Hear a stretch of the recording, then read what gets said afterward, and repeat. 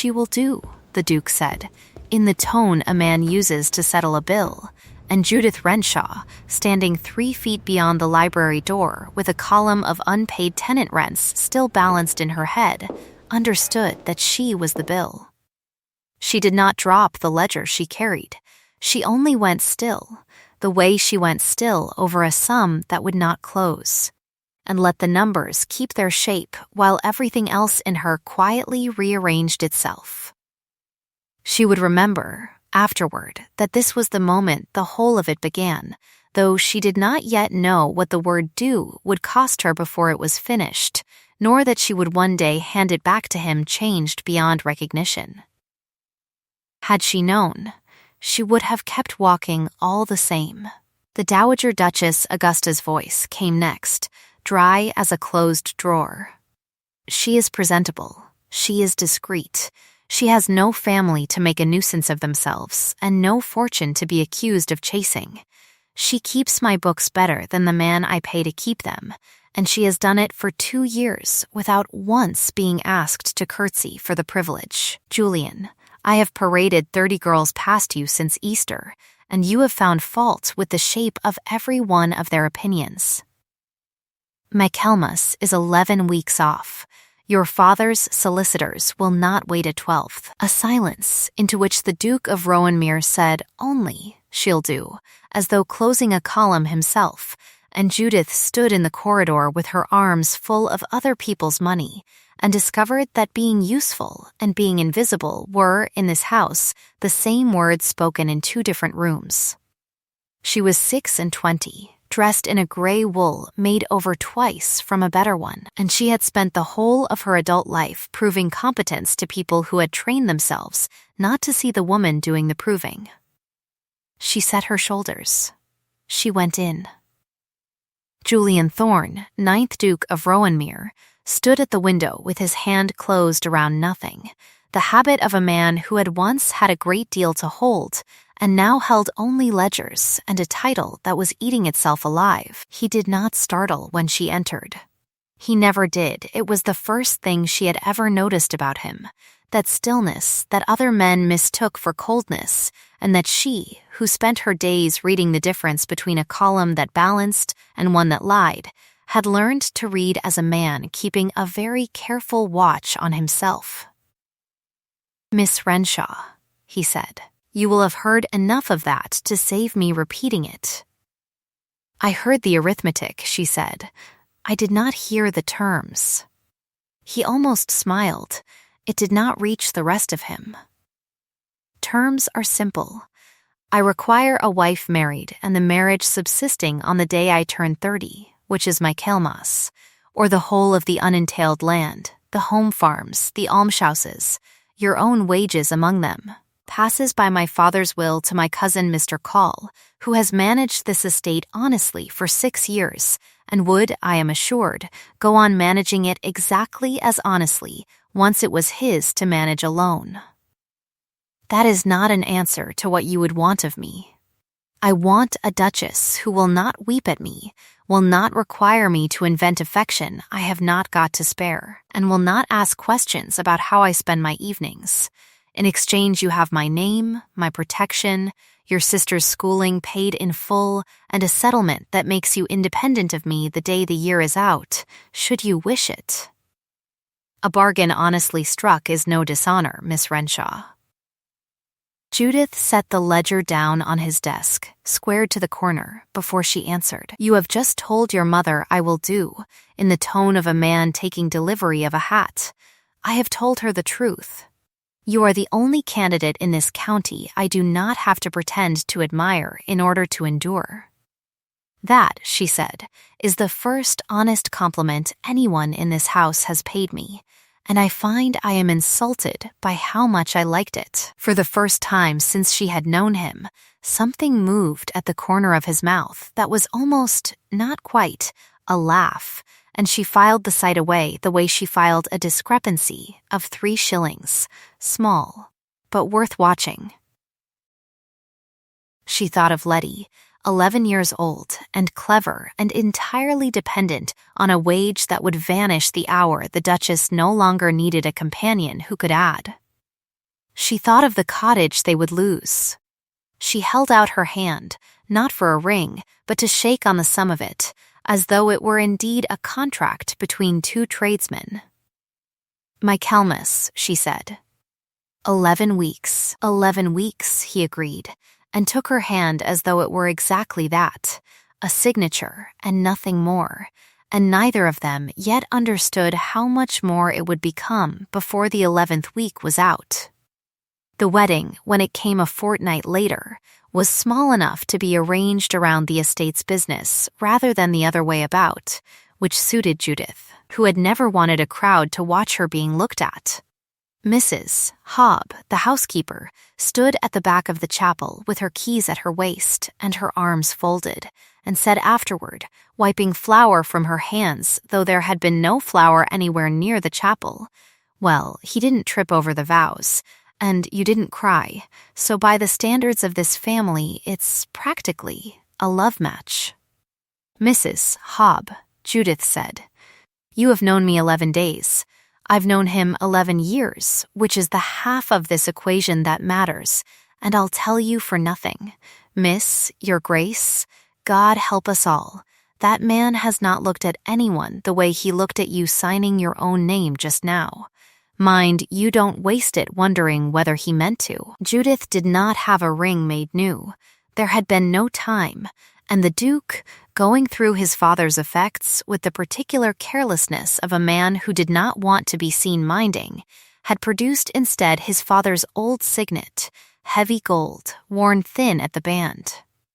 "It wants a smaller hand than mine ever wore," he said, turning it once between his fingers before he gave it over, a gesture she would come to know as his tell the way she knew a merchant's hesitation over a false invoice. "It was my father's. It should belong to someone who will use it for something better than sealing letters he did not want read." She did not ask what he meant by that. She only slid it onto her finger where it sat loose enough to turn, and thought, with the dry economy that was her whole inheritance from a clergyman father who had died owing nothing to anyone, that a bargain honestly struck was indeed no dishonor, whatever the ache underneath it chose to call itself. Rowanmere received its new duchess with the particular attention a great house pays to anyone who might be a scandal in waiting.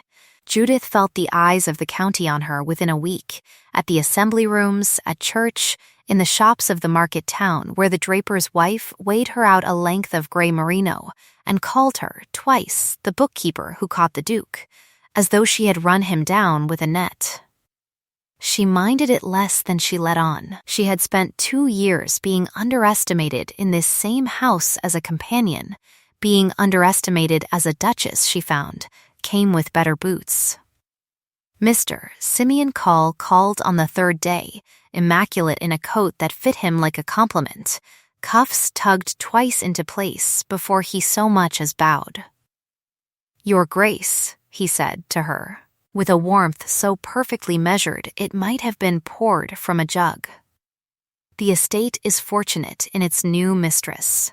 I have kept the accounts these 6 years out of duty to a cousin I love as a brother. I hope you will let me continue to spare you the tedium of them." "I keep my own books, Mr. Call," Judith said. "I always have."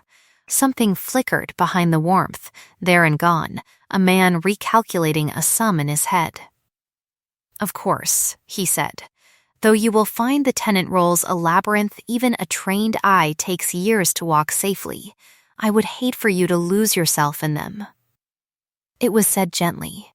Everything Mr. Call said was gentle. She would come, in time, to understand that gentleness in that particular house was the sound the trap made just before it closed.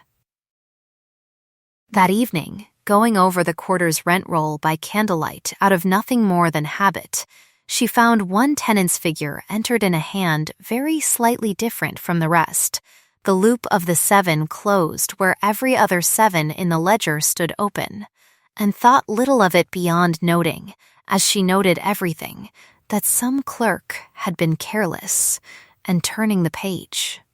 The county's gossip, once it had exhausted the marriage itself, found a fresher vein within the month. The Duke, it was murmured, kept a woman at a cottage 2 miles past the home farm, and rode out to her twice a week after dark, and had done so since well before his wedding.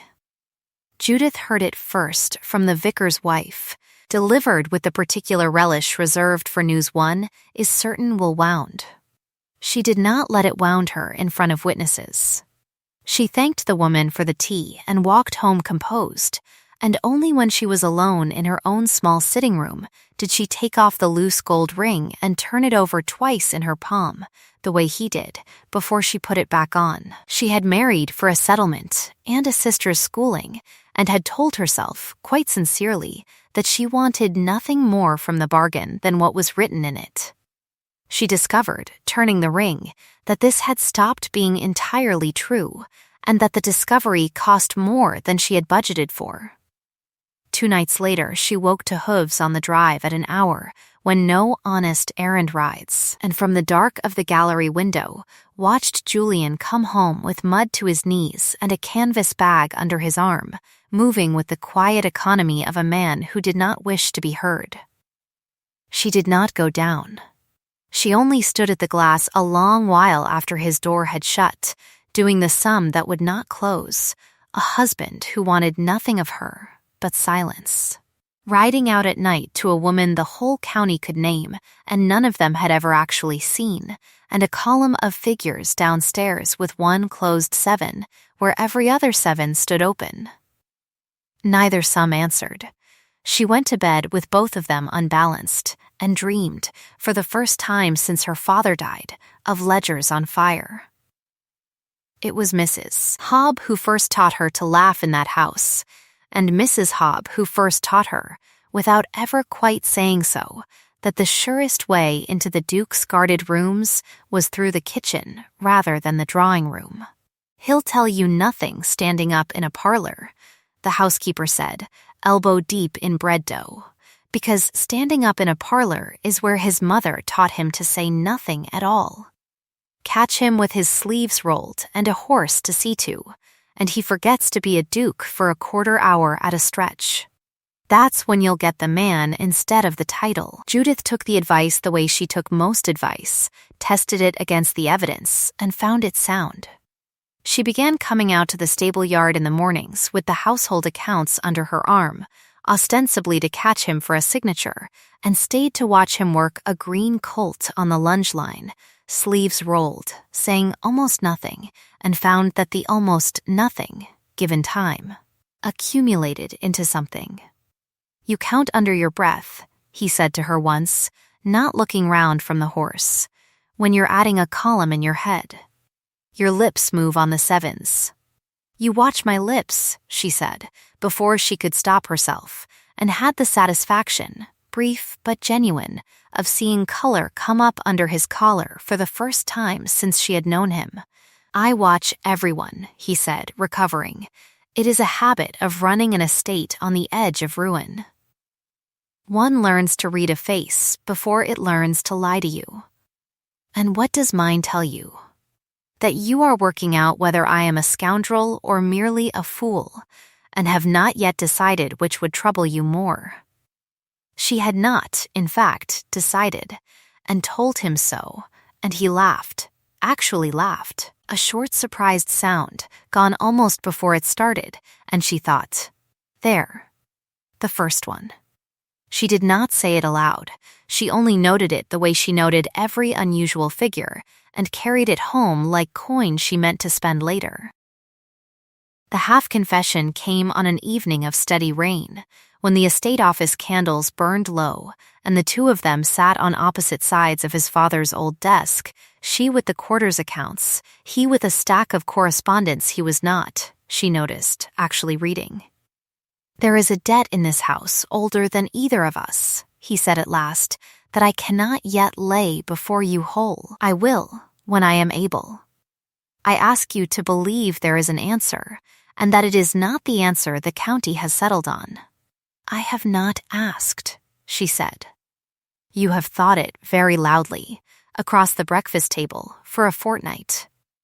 Then believe this instead: whatever you are protecting, I would rather know the true shape of it than be handed a kindness built on my ignorance. He looked at her then with something she had not seen in him before, unguarded for the length of one held breath. Soon, he said. I promise you soon. The word promise, she noticed, cost him visibly, the way an honest man's promises always did, and it was at that exact moment, before either of them could say more, that hooves sounded again on the gravel outside, a rider come at speed, and the moment closed over itself like water, and whatever he had been a breath away from telling her went with it into the dark. The blow, when it came, arrived by post and by rumor in the same week, so close together that Judith never afterward could say which had struck first. The letter came addressed to her directly, unsigned, its hand disguised in the careful, joyless print of someone who had practiced the deception. Ask your husband whose child he keeps at the Prynne cottage, and whose money buys her silence, and whether the woman he visits is not, after all, the mother. She read it twice at the breakfast table with her face arranged into the particular stillness she had spent a lifetime perfecting, and set it beside her plate, corner squared to the tablecloth's edge, before she trusted herself to speak. On its heels, within 2 days, came Mr. Call, gentle as ever, to inform her, with evident reluctance, with a hand pressed briefly to his own chest, as though the news pained him more than it could possibly pain her, that the rent rolls for the past 2 quarters showed a shortfall traceable, so far as he could determine, to entries made in her own hand during the weeks she had insisted on keeping the books herself.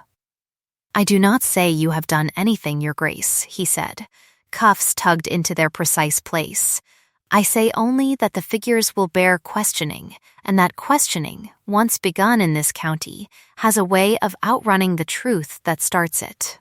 She understood, in that moment, precisely what was being built around her: a wife who might be a thief, married to a husband who might be keeping another woman, and a marriage that had never pretended to more than a bargain in the first place, primed to collapse the instant anyone leaned on it.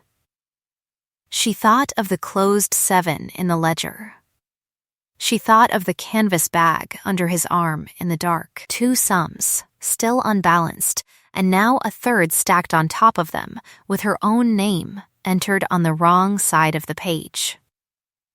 She went to him that night and laid both papers on his desk, the unsigned letter and her own memory of Call's soft accusation, and said, without preamble, I am accused of theft, and you are accused of keeping a woman 2 miles from your own wife's bed, and I find I would rather have the truth of either than 1 more week of your kindness in place of it.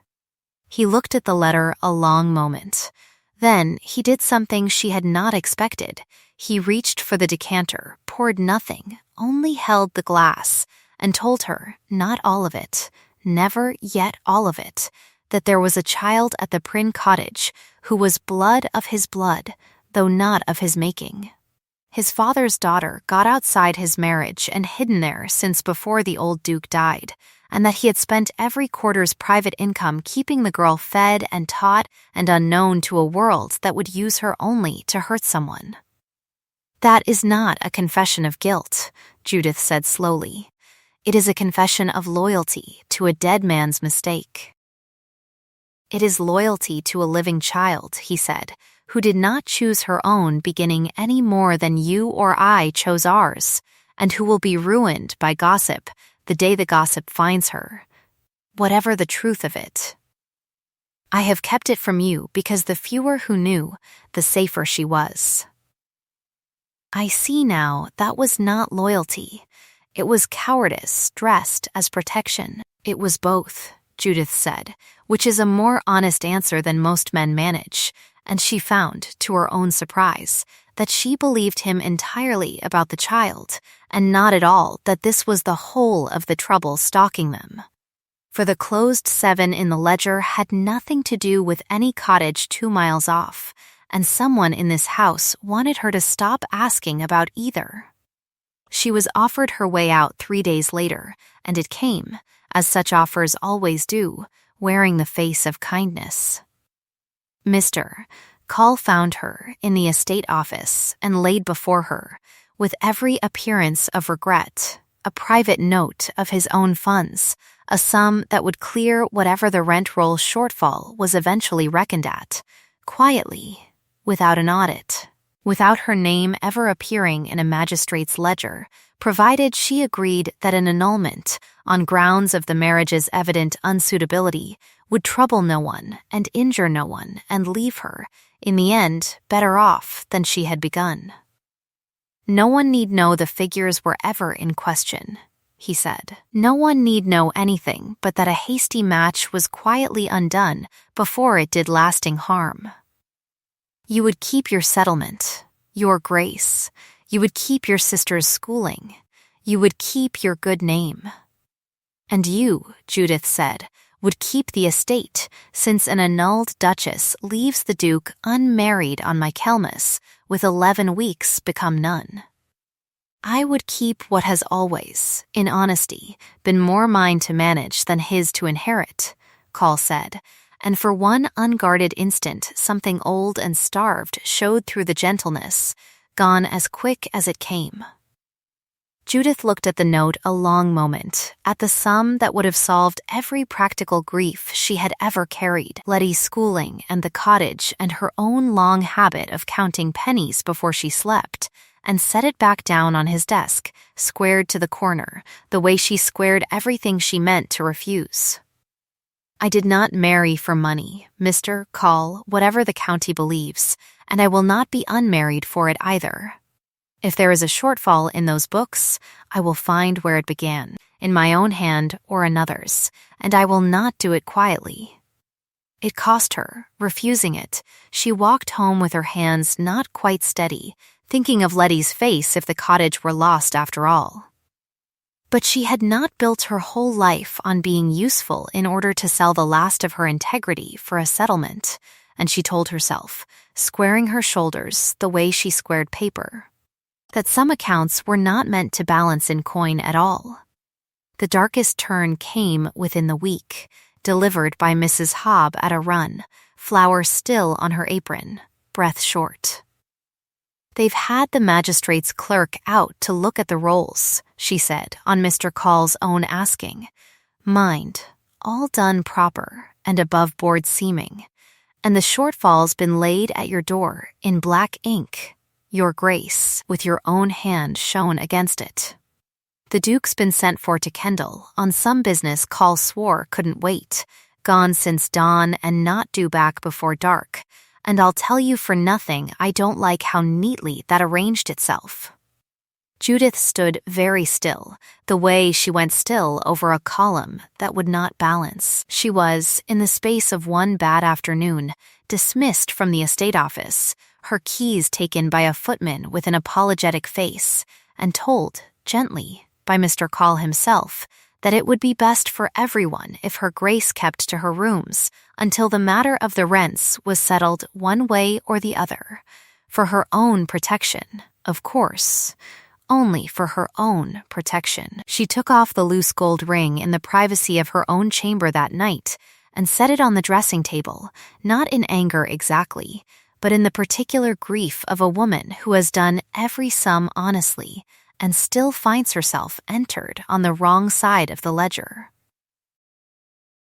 A bargain honestly struck is no dishonor, he had told her once, and she had believed it, but a bargain could not survive a book that had been falsified against her, not by love and not by law, and she went to sleep with the ring off her hand for the first time since her wedding, and woke before dawn already dressed, because she had decided, somewhere in the dark, that she would not wait in her rooms to be exonerated by other people's mercy.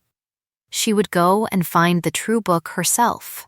She did not wait for her husband's return, and she did not, when Mrs. Hobb offered to fetch the constable, wait for that either. She went first, before light, to the Prynne cottage, because a woman who could read a column of figures could also read a rumor, and she had begun to suspect the two scandals had been built from the same false hand. She found there not a mistress, but an old woman near 70 with flour-dusted arms very like Mrs. Hobbs' own, and a girl of perhaps 10 with the Duke's own grave stillness looking out from a child's unguarded face, who told her, without any prompting beyond a kind question honestly asked, that the gentleman came twice a week to hear her letters and bring her books, and that a strange man had come only once some months past, asking a great many questions about the Duke's business and writing down her age in a little book. The description fit Mr. Call exactly. Judith thanked the old woman, gave the child a coin for a kindness she did not explain, and rode on to the market town, where the tenant whose rent figure bore the closed 4 and 7 kept a small shop and a smaller conscience. She laid no accusation before him. She only asked, gently, whether he still had the receipt his own landlord's clerk had given him at Lady Day, and watched his face change when he understood what she was truly asking. He produced it from behind his counter with hands that shook, a sum in his own memory and his own receipt that did not match the sum entered in the estate's official roll by so precise, and repeated a margin that it could only be design. And the hand on the receipt matched, stroke for stroke. A note she had once seen pass between Mr. Call and his clerk, a young man named Tobias Wren, whose signature she had watched him countersign 100 times without once looking twice at it. She had, by noon, 2 proofs where the morning had given her none, that the cottage held no scandal but a grieving man's mercy, and that the ledger's lie had a traceable hand behind it that was not her own. She rode home with both truths folded inside her glove, and found the house already gathering for a reckoning she had not called, but fully intended, now to attend. Julian returned from Kendal at dusk to a house lit up and murmuring. His mother arrived unannounced from the Dower House. The family solicitor, Mr. Ambrose Kell, sent for at Judith's own request, and seated already at the long table in the great hall with his spectacles and his patient, incorruptible face, and Mr. Call standing very correctly by the hearth with his cuffs tugged twice into place, informed too late that the matter he had arranged to be settled quietly in his cousin's absence was instead to be settled in the light, before everyone. "Your Grace," Call said to Julian, smooth even now, "I regret that domestic matters have grown so public." "I had hoped to spare the family." "You had hoped," Judith said, "to spare yourself an audit," and laid the tenant's true receipt on the table beside the estate's false roll, the closed 7 and the open 1 side by side under the candles for anyone to compare. Mr. Kell leaned in without a word, and began, methodically, to read. The room went very quiet, the kind of quiet a crowd makes when it stops being an audience and becomes a jury. Julian's hand went, she saw, to the place at his chest where his father's ring should have sat and did not, and she understood, with a small, cold shock, that he had noticed its absence from her hand the moment he walked in and had said nothing, trusting her enough not to ask. Mr. Kell held the 2 documents to the candlelight a long while before he spoke. "The hand that entered this figure," he said at last, tapping the false roll, "is not her Grace's. I have seen her Grace's hand on a dozen letters to this office. It is careful and it is consistent, and it does not close its 7s. This does." He set both papers down, squared in front of Call. "Whose hand is it, Mr. Call?"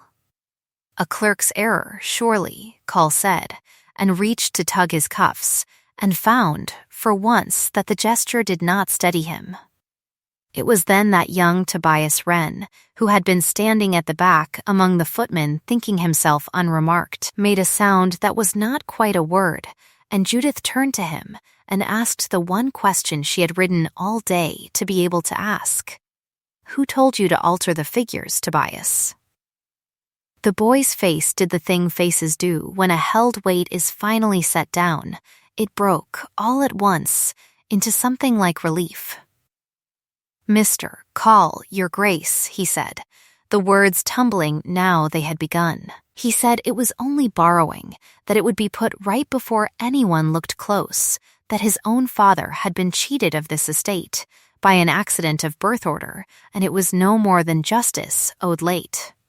He gave me the letter with his own hand, telling me the sums to change and the dates to use, and said if I told anyone he'd see me turned off without a character and my mother with me.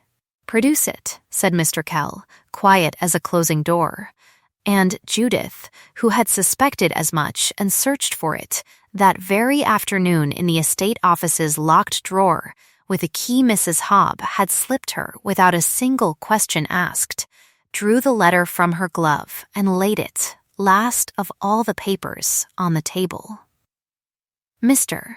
Kell read it aloud in its entirety, Call's own hand instructing the alteration of figures, the threat plainly written to a frightened boy, and the room heard, in Simeon Call's own words read back to him by a stranger's neutral voice, exactly what 6 years of gentleness had been built to hide.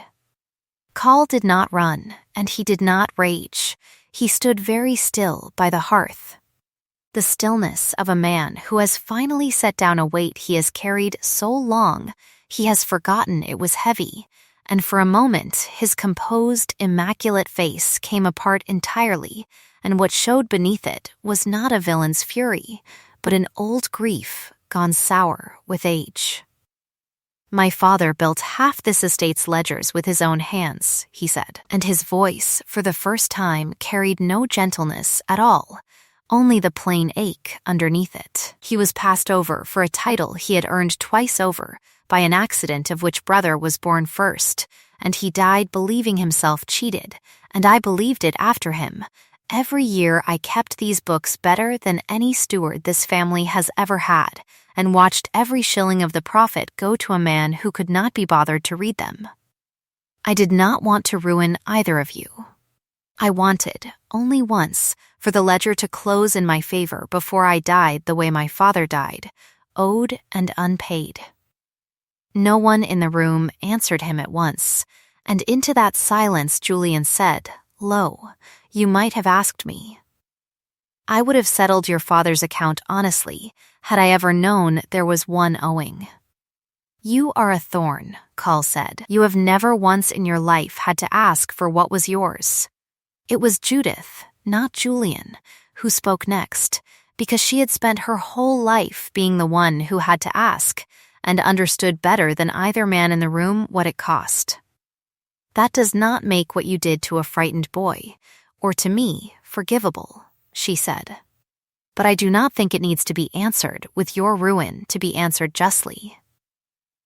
She turned to Julian. There need be no magistrate in this. A quiet annuity settled far from here, and his silence bought with mercy rather than revenge, not for his sake, but so that boy need never repeat this story, and so that child at the cottage never learns her existence was once a weapon in her own family's hands. Julian looked at his cousin a long moment, and then at his solicitor, and said only, "See it done. Kell, quietly, tonight, if it can be managed," and Call, who had built a scheme on the certainty that no one in this house would ever choose mercy over their own advantage, wept once, briefly, like a man who has been proven wrong about something he had believed his whole life, and was led away before morning to a small property in the north where the ledgers, from that day, were kept by someone else. It was near midnight before the house emptied of solicitors and footmen and Mrs. Hobbs' carefully rationed tea, and Judith found Julian alone in the estate office, where the whole of it had first been overheard, standing at the same window, his hand closed again around nothing. "You rode out alone," he said, without turning, to a cottage, and a shop, and a locked drawer, with no one's leave and no one's protection. I did not think to ask permission for a thing I had already decided to do. I am not reproaching you." He turned then, and she saw his hand was not empty after all. He held his father's ring, retrieved somehow from her dressing table, turning it once between his fingers the way he always did when the ground under him had shifted. "I told my mother, the day we married, that you would do. I have thought since that the ugliest true thing I ever said, and the truest ugly one, because I meant it as an insult to no one but myself, that I could not afford to want anything better than doing, when the whole of the county could see plainly there was no one better in it. I set the ring down," Judith said, "because I would not be exonerated by a bargain I had not broken, and I would not stay married to a man's silence when I could go and find his truth instead. I did not set it down because I stopped wanting to wear it." "Then take it up again," he said, "not as the price of a settlement, and not because McChelmus presses on either of us, for the estate is safe now whatever you decide. Kell has seen to that tonight as well. Take it up because you wish it. It is the only reason I will have you take it at all." She looked at the ring a long moment, gold-worn thin at the band, loose enough to turn, and thought of the closed 7 and the open ones, of every account she had ever balanced by patience and honesty rather than by force, and held out her hand. "I did more than do, Julian Thorne," she said. "I found your truth before you could confess it to me, and I found your cousin's lie before your solicitor could prove it, and I will marry you a second time in my own heart tonight for no reason on earth but that I have decided, freely, that I want to." He slid the ring back onto her finger himself this time, and it caught, this once, exactly where it ought, as though it had only ever been loose for want of the right hand wearing it with intention rather than arithmetic.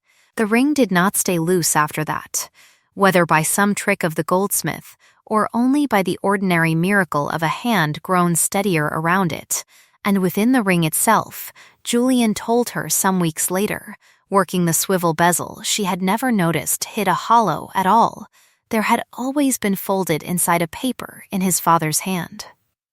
The old Duke's own written acknowledgment of the daughter he had hidden and the instruction, dated the week before his death, that she be provided for in secret until she was of an age to be told the truth herself, and provided for still if never told at all. "I did not open it until after our wedding," he admitted. "I could not bear, before that, to know for certain what I had guessed. I told myself I was protecting Verity. I was also protecting myself from the last thing my father ever asked of me, in case I found I could not manage it." "You have managed it," Judith said, "for years, alone, and told no one, which is its own kind of loneliness dressed up as duty. You need not carry it alone any longer."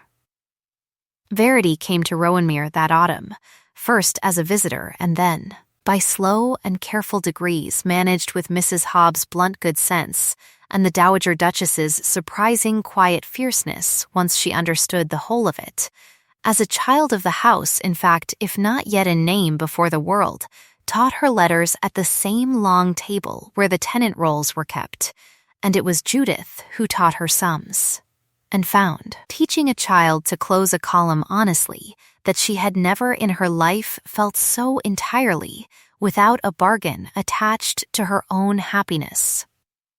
Lady Cressida Fawn, who had spread the first whisper of the cottage scandal on nothing firmer than Mr. Cull's soft suggestion over tea, came herself to Rowanmere before the leaves turned fully, in a plain carriage without her usual escort, and stood in the hall wringing her gloves in a manner Judith had never seen her permit herself in public. "I did not know," she said, "that the words I passed along at a card table would be used to build a case against you before a magistrate's clerk. I believed I was only repeating gossip.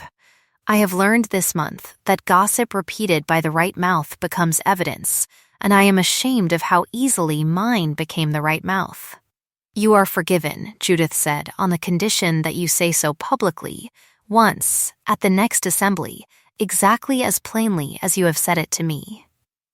And Cressida, who had spent her whole life polished into saying nothing plainly at all, did precisely that, and found, to her own visible surprise, that the county thought rather better of her for it than for all her careful poise beforehand, and was within the year very happily settled with Mr. Ambrose Kell, who admired precision in a woman above every other quality he could name.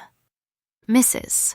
Hobb wept, unapologetically and at length, at the second, larger wedding the Dowager Duchess insisted upon staging that same autumn for the county's benefit, since the first one was arranged like a grocer's inventory, and this family will not be married twice in secret while I have breath to object, and afterward told anyone who would listen that she had known. From the very morning the new Duchess signed her own name without a tremor, precisely how the whole business would end, which was, Judith privately noted, not entirely true, but was exactly the kind of comfortable untruth a house needed from the woman who ran it. Tobias Wren was kept on, at Judith's own particular insistence, and made, in time, an honest and rather better bookkeeper than the man who had frightened him into dishonesty ever was, closing every 7, from that year forward, in the open, careful hand of a man who no longer had anything to hide. A year turned, almost exactly, from the morning Judith had stood outside a library door with a column of rents in her head and heard herself priced at Shil Do, and she found herself again in that same room, at that same hour, this time with her own daughter not yet a fortnight old asleep against her shoulder, and Julian beside her at the window, his hand closed this time around hers, rather than around nothing at all. "I have been asked," he said, by my mother, "what I shall tell people. When they ask how the Duke of Rowanmere came to marry so well, tell them the truth," Judith said.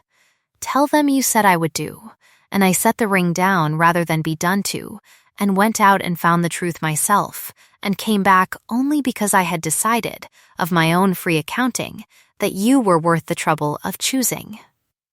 "She'll do," he said softly, turning the words over the way he once turned the ring, and shook his head. "I have never in my life said anything so wrong and been so entirely right by accident. There was no one else who would have done at all." Outside the window a wren, or perhaps its grandchild, was singing in the same hedge it had sung in the morning they were wed, indifferent to dukes and ledgers and every account either of them had ever kept, and Judith thought that some sums, in the end, were never meant to be closed in coin, only carried honestly for as long as two people cared to keep them. If this story warmed you, if you found yourself hoping, somewhere around that overheard word "do," that a woman so easily priced might yet prove herself priceless, then come sit a while longer by this fire before you go. The kettle's on, the chair beside the hearth is kept for you, and I'd love nothing more than to hear, in the comments, which moments stayed with you longest. The ring set down, the ledger laid bare, or the second wedding staged in the open light. If you'd like to keep a place here for the next story, the subscribe button is a small kindness that keeps this fire lit between visits. Until then, sleep well, and be gentle with anyone the world has ever dismissed as merely someone who would do. You never do know, until the account is finally closed, just how much better they were doing all along.